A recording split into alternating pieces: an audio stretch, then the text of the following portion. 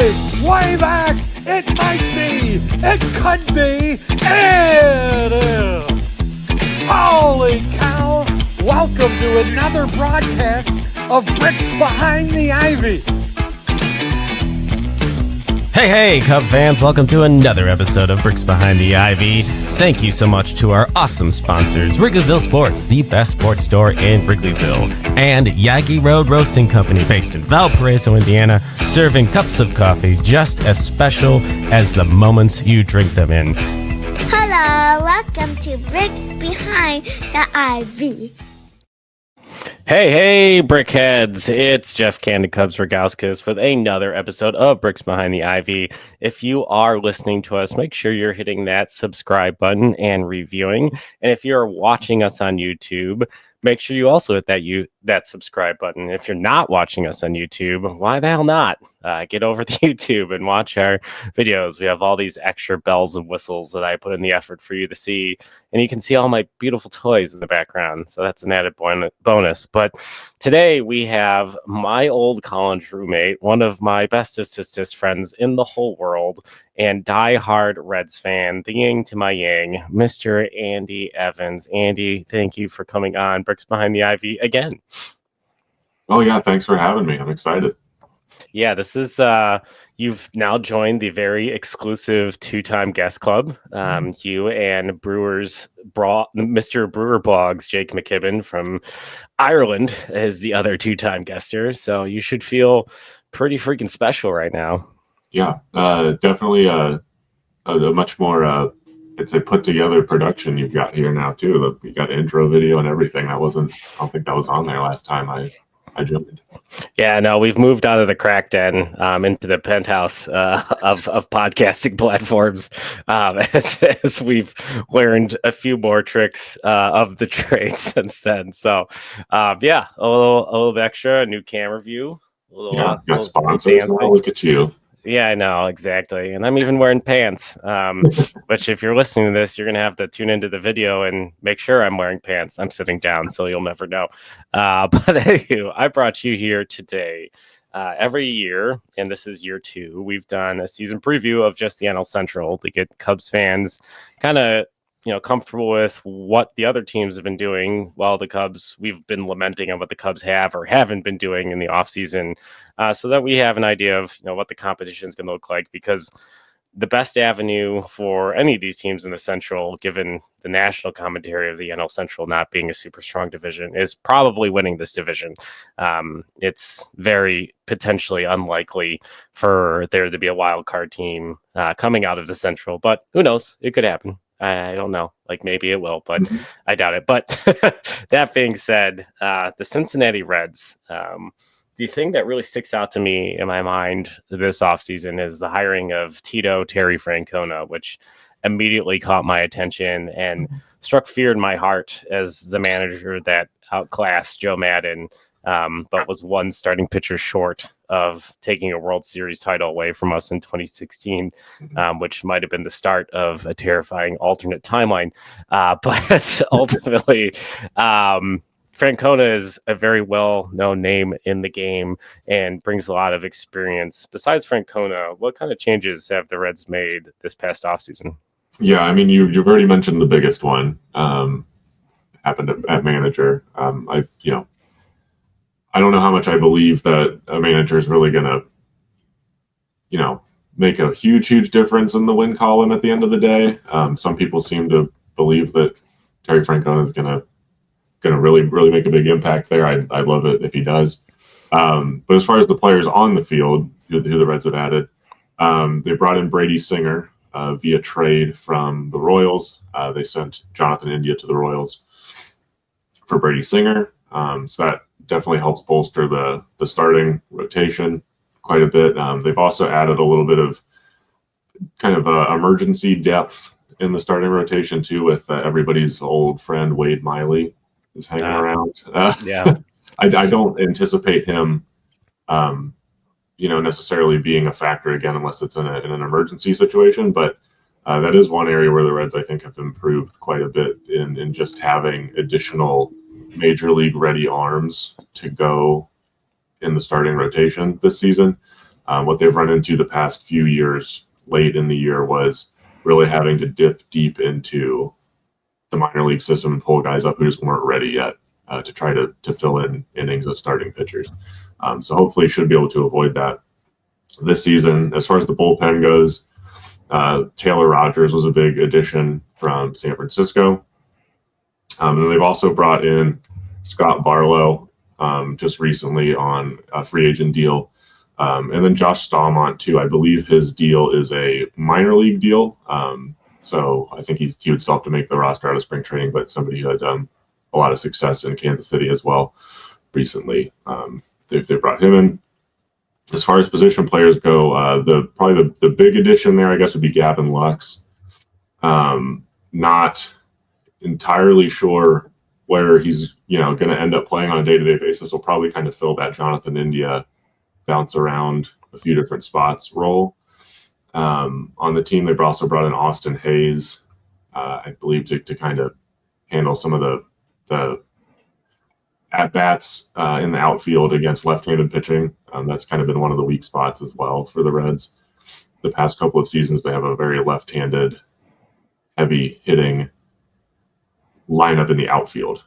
So he is kind of a stopgap there. I think some Reds fans, myself included, are probably hoping for maybe a splashier get in a right-handed power bat in the outfield. There were some available this year in free agency, but didn't quite work out. There was also some rumblings about potentially trading for Luis Robert. Ended up not working out, and then they ended up with Austin Hayes, which I think should hopefully work out fine for what they need him to do.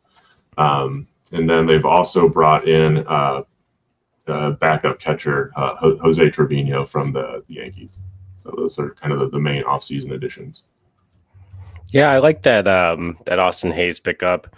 And I did read some of the rumors about Luis Robert and the White Sox asks for him. I know he has a quasi team friendly deal, and I did have to look up before this podcast if it was the Rogers brother that threw from like basically the dirt on the mound. It's not. Yeah, it's not the cool one. Sorry, Yeah.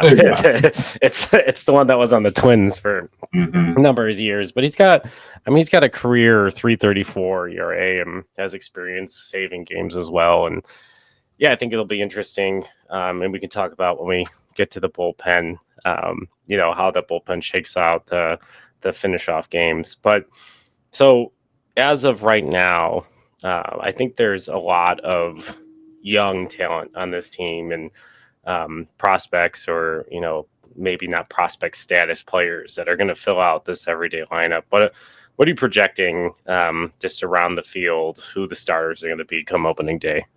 Yeah, and not to jump too far ahead, I know we'll probably talk about kind of the preseason projections a little bit as well, but I think that exactly what you said factors into those projections quite a bit, which is a lot of these guys we're still dealing with pretty small sample sizes in their major league career.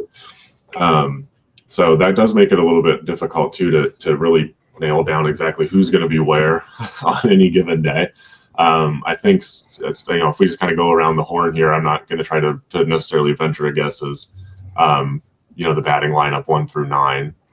But so if we just kind of go around the diamond, catcher, I think Tyler Stevenson's pretty much a lock for the lion's share of the at bats there. But like I mentioned, Jose Trevino is also there as the backup.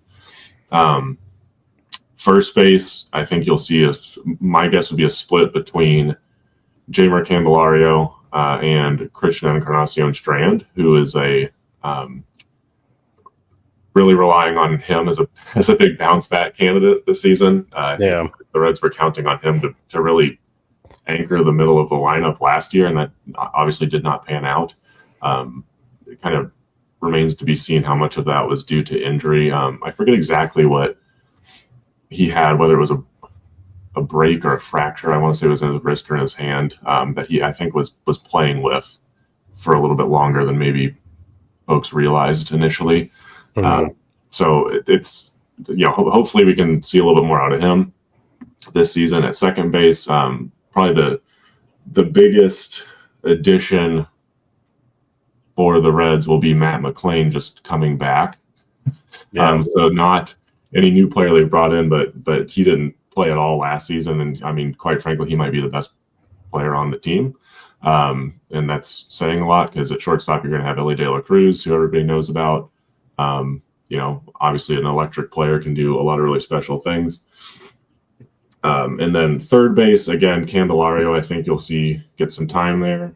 I think Santiago Espinal might get some at-bats there as well against left-handed pitching. And then, as I mentioned before, I think Gavin Lux kind of might bounce around the infield a little bit and also DH against right-handed pitching. As far as the outfield's concerned, left field, I think you'll see Spencer Steer there. He also might bounce over to first base, just depending on the day and who's got some off days. But left field's kind of been Spencer Steer's role since last season. Center field, you've got TJ Friedel.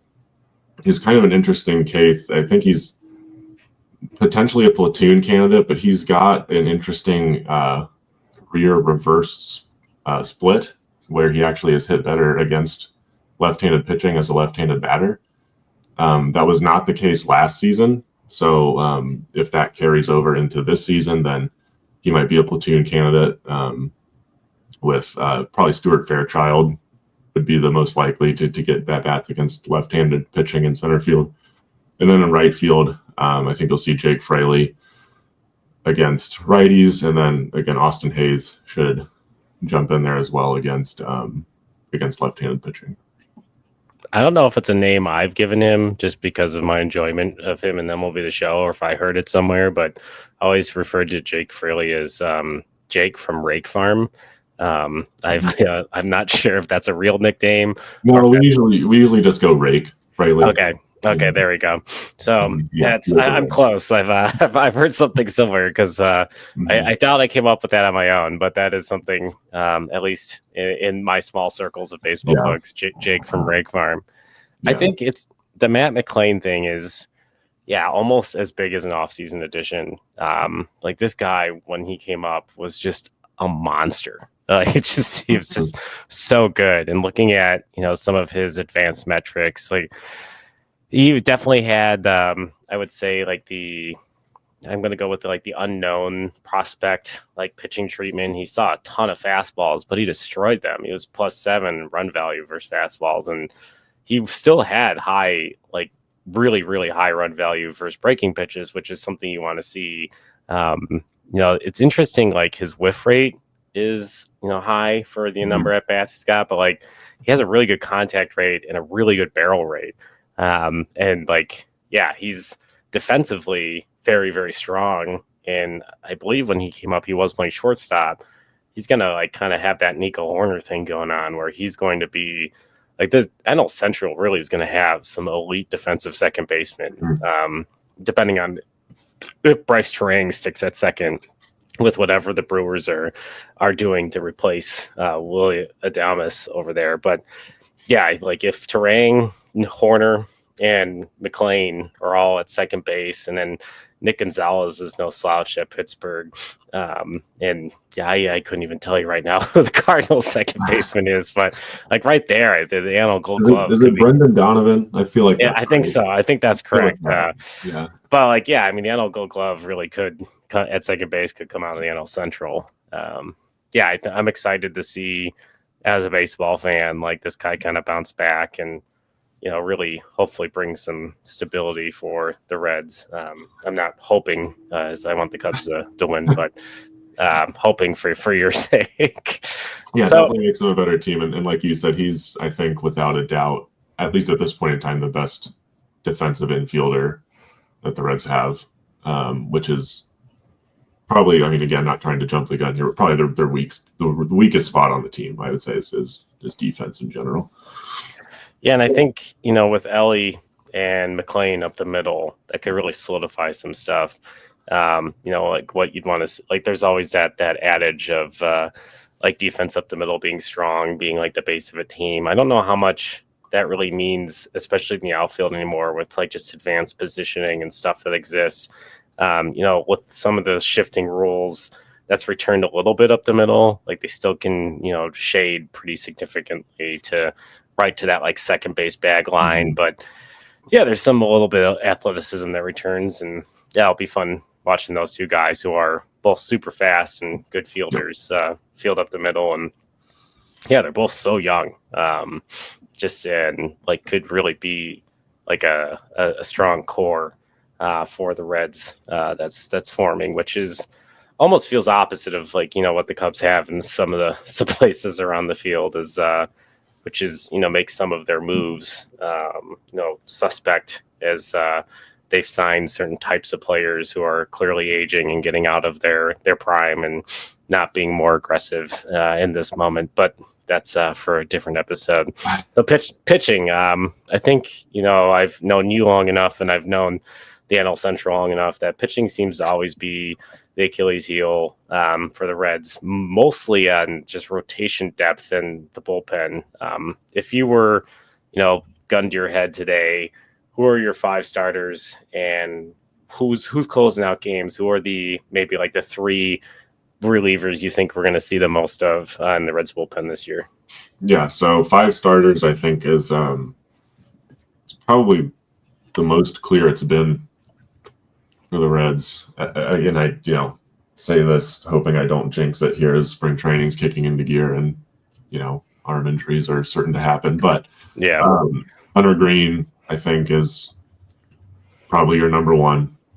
Brady Singer should be in there. Then I would think again. I don't know if I should probably try to order this, but I think Nick Martinez might come in as number 3. He had a kind of interesting year last year where he was used in kind of a swingman role where he got some starts at the beginning of the year, did not perform well in them at all, pitched out of the bullpen, was lights out, and then got kind of pressed into starting duty again towards the end of the season as the Reds kind of got desperate for guys to eat up innings, and he really, really excelled down the stretch as a starting pitcher, and then got extended the qualifying offer and accepted it. So he's back.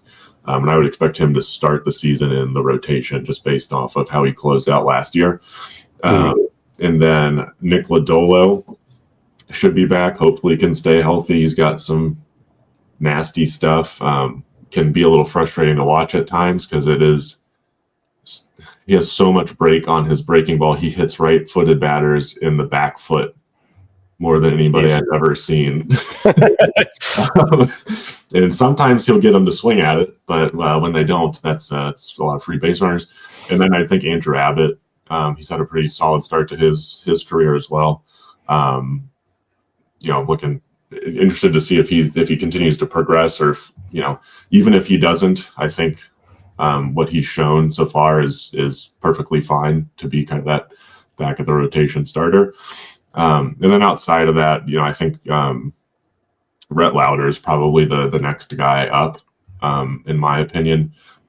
He had some kind of got shut down throwing at the open of spring training with some arm soreness, but it sounds like he's back throwing again. So we'll see if that sidelines him at all. But he's probably the next man up if any of those 5 aren't available. As far as the bullpen goes, I think Alexis Diaz is probably still the front runner for closer at this point. He was a little shaky at times last year, is probably an understatement. Which I think is a lot of the reason why Taylor Rogers got brought in. I think if Alexis Diaz, I think he's still a valuable piece to have in the bullpen, but if he shows he's not able to lock down saves, or if he's struggling with walks, I think Taylor Rogers can step up and close out games. Outside of that, then they've got Emilio Pagan, who they brought in last season, dealt with a lot of injuries, didn't really see a whole ton out of him. But he's somebody who's done it before in that late game. Yeah. Role. So he's available. And besides that, they've got plenty of other, of other arms that they've brought back from previous years. Tony Santillan's the guy who's, shown flashes of being pretty solid out of the bullpen. They got Brent Suter, Sam Maul. Those guys are still hanging around, and they brought in Scott Barlow, who I mentioned as well. So I think any kind of combination of those guys will kind of help out. And then they've like I mentioned before, I'm kind of interested in what Josh Stallman's got, because I was a big fan of his when he first came up in Kansas City, and hadn't heard much recently. And I was interested when the Reds brought him in on a minor league deal. So I would love to see him get a shot as well. Yeah, if I'm not mistaken, I remember him kind of being like just a flamethrower. He's got some high velocity. And yeah, looking at he's only 64th percentile last year on fastball velocity. Maybe I think he's kind of some injury plagued seasons, if I'm not mistaken. Yeah, I haven't kept up with him too much, but yeah, I there's some names. There's always this like that time of year where there's guys that, if you've been watching the game a long enough time, you start to see names that you recognize that were, maybe really good pieces for a very strong team that are minor league deals. And like, what happened? And there's a lot of things like baseball, like bullpens are the hardest thing to build. It really is like finding a guy on a heater and sticking, like them repeating a process. And there's a good reason that guys end up in the bullpen. They don't have like either the ability to maintain velocity, the pitch multiple day, to do a starting rotation type of workout and get length. They don't have enough pitches to be seen as often as they are. And like these things come to like find guys and they reinvent themselves, and sometimes, flash in the pan. And I know like Jed Hoyer's philosophy has always been like not to pay relievers. But like he's deterred from that a little bit, as the bullpen has been the thing literally in May that has sunk the Cubs last two seasons, 22 and 36 combined in 2023 and 2024 in May for the Chicago Cubs. And both seasons they finished with 83 wins, which, kind of goes back to your point of what does a manager bring? Well, you fire David Ross and replace him with basically the same club and put Craig Counsell in there. It means the same freaking thing. Yeah. So it's either a testament of the overvalue of Craig Counsell or a testament of the undervalue of David Ross, or it means nothing because it's 2 years. And that's if you don't give a guy a bullpen when he leaves a team that had Devin Williams and Josh Hader for years that shortened games, like, yeah, it's going to look different. So we've got a good idea of, what the team looks like.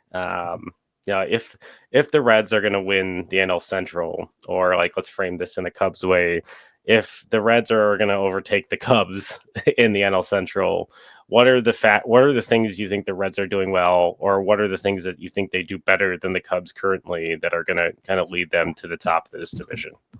Yeah, I think it all comes down to, and I kind of touched on it before, they're just going to rely on a lot of younger guys who 2 seasons ago came up. It was a really exciting time. They were bringing up all these prospects, and most of them were hitting immediately. And it looked like they had this solid lineup moving forward. And last season, a lot of them took a pretty big step back. So I think if the Reds are going to make a real push, they're going to need some guys to have some bounce back seasons. I mentioned Christian Encarnacion Strand was one. Noel V. Marte was kind of expected to just take over at third base last season, and he obviously had the PED suspension and just looked lost when he came back. Yeah. Frankly, I don't know that he even makes the major league roster to open up this season. But that's another guy that would be great to see come back and do something. And even some guys who have longer track records, like Jeimer Candelario, kind of had not a bad season last season, just not. Yeah, not the year before. Yeah. So I think that's really going to be it. Is just kind of a lot of these guys on the offensive side, hopefully getting back to more of what they were doing 2 years ago as opposed to last season. I'm not super concerned about the pitching this season for the Reds. I think it's pretty solid, which now means I have jinxed it. So the Reds are going to have an amazing offense this year, and the pitching is going to be terrible because I just said that the pitching's solid. So, but I think that's going to be it. If the Reds are going to make a run for it, they've really got to have a bunch of guys have some pretty solid bounce back campaigns. As far as what I'm confident that they do better than the Cubs right now, that is a tough one. I remember having this conversation last season and team speed was something that I brought up. Yeah. And I don't know that the Reds necessarily have a massive advantage over the Cubs in that regard anymore. Obviously the Reds have Ellie De La Cruz. I think he's faster than anybody on the planet. But I do think the Reds base running, it got him into some trouble a few times last season, maybe pushing the envelope too much, but not necessarily the speed, but the aggressiveness. I think they can really wreak some havoc on the base paths and kind of drum up some extra runs that way when maybe the bats aren't quite getting it done. So that might be it. But outside of that, I mean, it's tough to say. I could see the Reds bullpen being better than the Cubs bullpen, but I don't know that for sure. I mean, like we just talked about, bullpens are a toss-up. It's like on paper right now, if I look at it, I feel like it's better, but that's not going to mean anything in June. So it's, if you held a gun to my head and told me that, the Cubs were actually not that far behind in total stolen bases from the Reds, ranking wise, I would have laughed at you because I wouldn't have thought the Cubs stole, but the Cubs were 8th in stolen bases, but the Reds were 3rd. And number 2 was Milwaukee. And the Reds had 217 stolen bases, and the Cubs at 8th were at 143. So we're talking about a pretty significant gap. The 4th place team was the Rays at 178. So the top 3 teams, the Nationals, the Brewers, and the Reds, all stole over 200 bases, literally lapping the field. And so, I think it's interesting. That was one thing, I was looking at going into this offseason after watching the Brewers and the Reds and thinking, all right, the Brewers have their whatever devil magic. They're the new Cardinals, and they've got a lot of really interesting talent. They led the league in batting average on balls in play that were on the ground. They beat out more infield hits than any other team, and it was that team speed. And I'm sure the Reds were probably up there in the same stat for the same reason. But I think at the end of the day, if you're going to win this NL Central, you have to control the run game. And I think looking at the Reds catching situation, neither one of those catchers is good at controlling the run game. So I think that's definitely going to be a concern. The Cubs, Miguel Amaya was coming off of Tommy John on his throwing arm. So his health and his ability to field that position is going to be huge. And Carson Kelly's way better at managing those types of things. But neither one of them obviously is tearing the door down offensively. It'll be interesting to see if what's going to be more important depending on the series and the matchup for both these teams. Because Trevino's got an excellent reputation when it comes to framing and all those things and managing a pitching staff. And Tyler Stevenson, I know there's been talk at times of pushing him to first base because of the bat first, but he's got a little bit of the same conundrum Cub fans had for years with Wilson Contreras, where it's he's a very good offensive player and he can play catcher, but there are some things that he did at catcher where it's maybe for the bat he should play somewhere else, and all these other little things. Last season I think eased, at least in my mind, some of the concerns with Tyler Stevenson. He made noticeable progress, particularly in pitch framing, and I wouldn't be surprised if that was a large reason why they brought Trevino in too. Is just a continuous progression in that regard. But I mean, you're right. As far as throwing out base runners, it's middling. I don't have the stats in front of me, but I don't think he's the worst, but he's definitely not the best. So, it's very interesting too. Just looking at the Reds last year, that they were one of the worst slugging teams. Only first in slugging. Cubs right by them at 17th. Cubs, Reds at 388, Cubs at 393. Not exactly, neither one of them beating the cover off the ball. Yeah, it's a lineup of guys that weren't, big home run hitters in a very home run hitter friendly ballpark. Kind of a little bit of wasted potential there, but that's again where I think, not to keep hammering on the same guys again, but getting Christian Encarnacion Strand. In some kind of usable shape, having Candelario maybe have a bounce back. And then, we brought in Gavin Lux, who had a really solid second half of last season. Hopefully he can take advantage of that short porch in right field too. So hoping for some some bounce back there. But yeah, that is kind of a strange thing that we're not used to seeing as Reds fans, as a Reds team that doesn't hit home runs. This is what we got last year.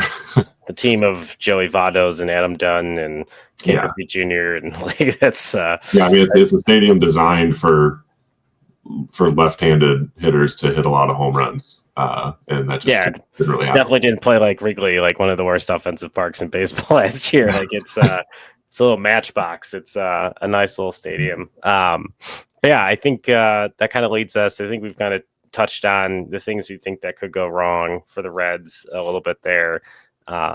So let's talk over under as we did last year. Fangraphs has them at 77.8 wins, ending up being second to last in the division. The Pirates very close behind them, which is interesting. Like the more I think about, there's a lot of weird similarities there, but to me, like the big advantage there is that there's like a much more established younger core, and then there is a much more established manager for the Reds, which is why I would definitely think the Reds are at this moment a better team than the Pirates. Like the only difference between the Reds and the Pirates now is like Paul Skeens might be one of the best players in the game.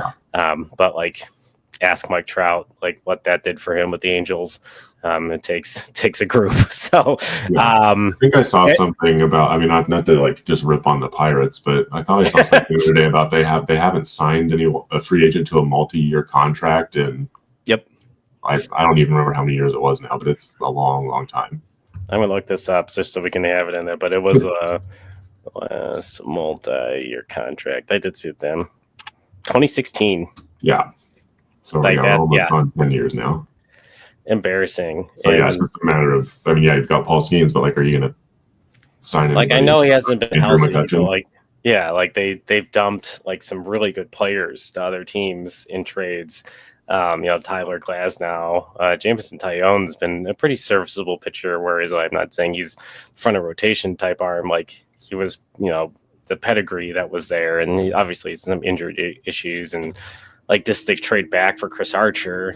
Like it feels like they're just like they've done some really weird stuff, and I don't know what they're trying to do. Like, and that's a beautiful ballpark. And like when the Pirates are good, it's like fun to go there, and like seeing like what it was like when Paul Skeens was there in a weird game where Paul Skeens debuted versus the Cubs and he looked really good, and they took him out and they walked more people than I've ever seen in my life, and comes up winning that game, like just kind of ruining the debut for him. But Vegas has the Reds odds a little bit better than Fangraphs. They have them at 79.5, which is a fair place to be. I think it's slightly higher than they had them last year. I think the Reds might have been around 77 last year. Yeah. So it's weird to think like Fangraphs is like, nothing has changed, because I would argue like so much has changed for the Reds, and they still have a top farm system. One of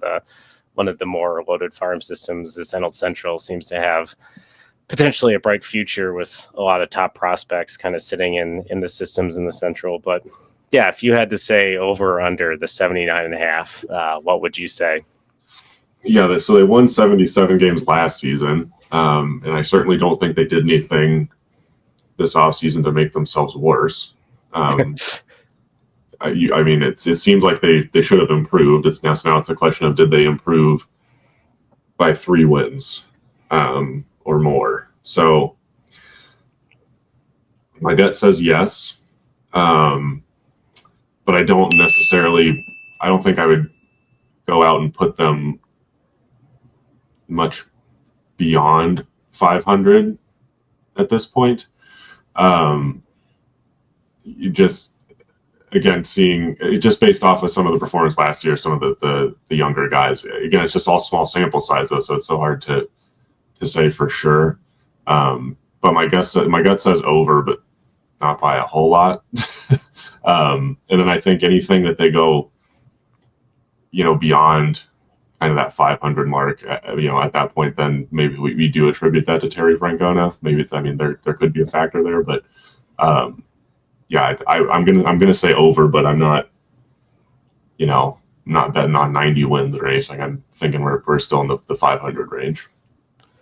Yeah, I think like I'm going to go over as well for 79.5. And yeah, I kind of believe that there's a little bit of, we're heading towards March, which is March Madness. And we're always looking for that Cinderella that has like a bunch of juniors on it. And if you had the rookie year 2 years ago and last year was the sophomore slump, like this is where some of these guys potentially, if they're going to make a next step in this league, which is obviously a very hard league, like they might do it this year and put it together and like this lineup. But yeah, I think they're missing, a big bopper to like really stabilize them if the offense like kind of sputters. There's not a guy that's got this huge track record of being like a monster.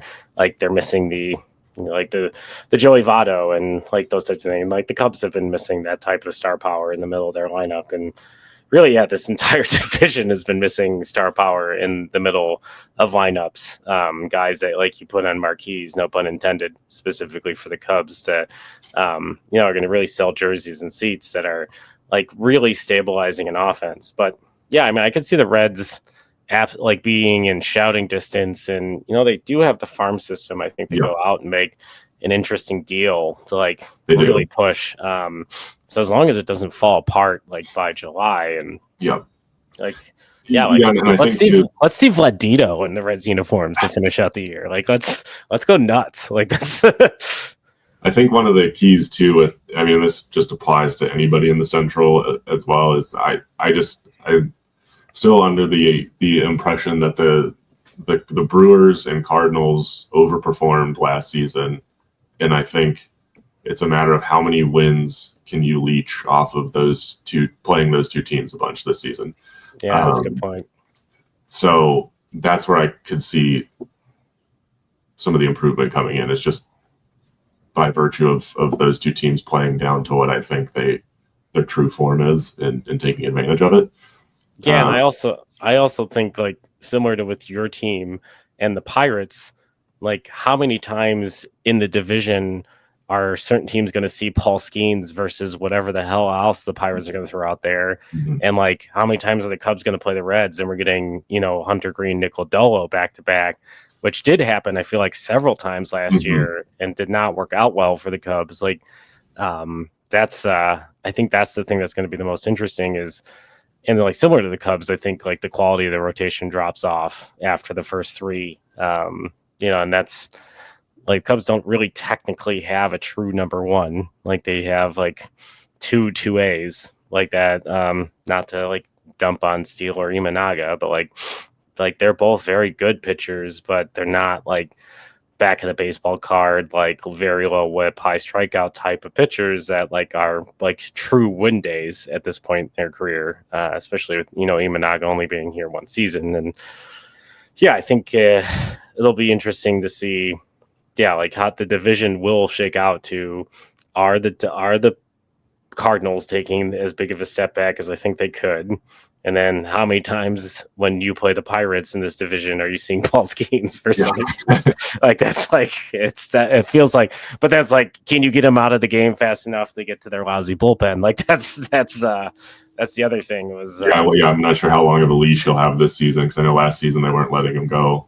Yeah, super deep into a ton of games. It'll be really interesting if we have like the Strasburg situation 2.0, where maybe like they slide themselves into a playoff spot and they shut down Skeens, and then like the guy never sniffs the playoffs like the rest of his career, like because they shut him down. And Strasburg has a ring, but it's it was close. Like they got it back a few years ago, but yeah, it'll be interesting to see. Well, Andy, thank you so much. I had you do this last year, and just in case we have some new listeners, one of my favorite traditions in baseball, and I honestly was not aware of it until we were living together, is opening day in Cincinnati. Can you just give folks kind of an idea of like what is different about opening day for the Cincinnati Reds, the oldest franchise in Major League Baseball? Yes. So as a result of being the oldest franchise, the Reds,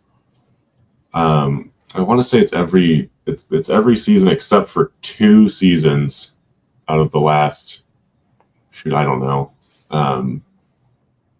many decades now. They get to play the opening day at home, so they're you already know every season opening day is going to be at home in Cincinnati. And it's just a massive celebration in the city.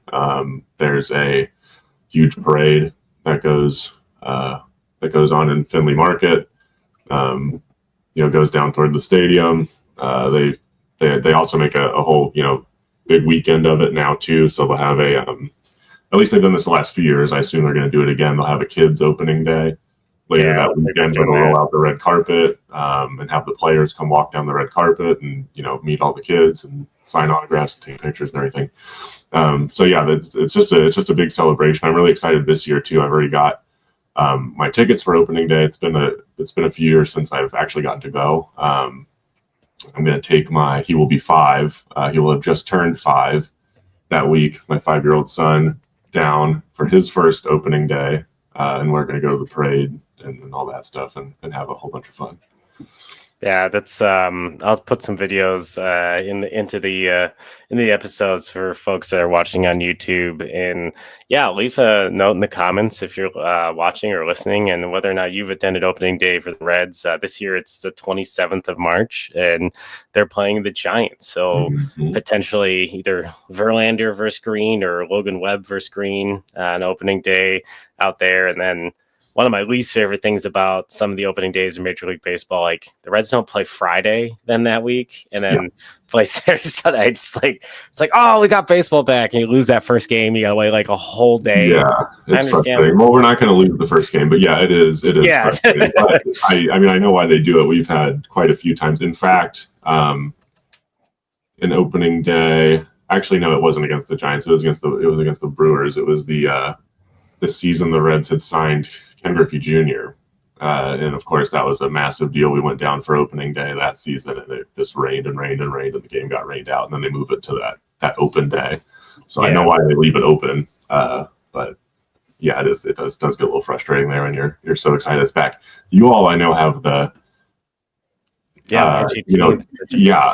coming up fast. Is it just 2 games in Tokyo, and then you have 2 weeks of nothing again. I mean, you have spring training, but that's it's gonna be interesting, like how the Cubs ramp up for spring training this year. And Imanaga's already been named as the opening day starter, which is really cool because I believe it's gonna be Yamamoto versus Imanaga, and I've already seen like they've got like the Japanese characters as for the players that are Japanese descent jerseys for the series, and there's like a special patch. So I feel like I might go broke, like buying stuff I don't need for the spaceman. Don't tell my wife. No, it's a need. It's a need. There you go. See, you understand. You get it. So I'm gonna get one of those. I see an open spot on the wall back there.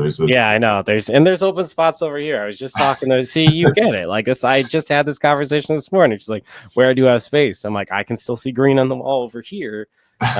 We'll just get a second camera for the podcast so people can see the stuff I have over here too. Don't worry, guys. I got you. I know you can't see it, but I have a whole 90-degree angle shelf of bobbleheads up there you go right now. So and Andy, thank you so much for being another one of our second-time Brickhead guests and being an honorary Brickhead as being my roommate in college. So if you're looking for stories on Candid Cubs and things that he didn't share on the internet that are embarrassing, you find him on Twitter at AndyEvans16. He probably takes bribes. You can find me at Candid Cubs and all the social channels, including Instagram, Tickety Talkies, and X, and Blue Sky. But thank you so much for coming on and talking Reds with us. I really do appreciate it, and just super excited to get ready for baseball this year. I'm tired of waiting. It's been a long off season. I'm ready. All right. So make sure you hit the podcast.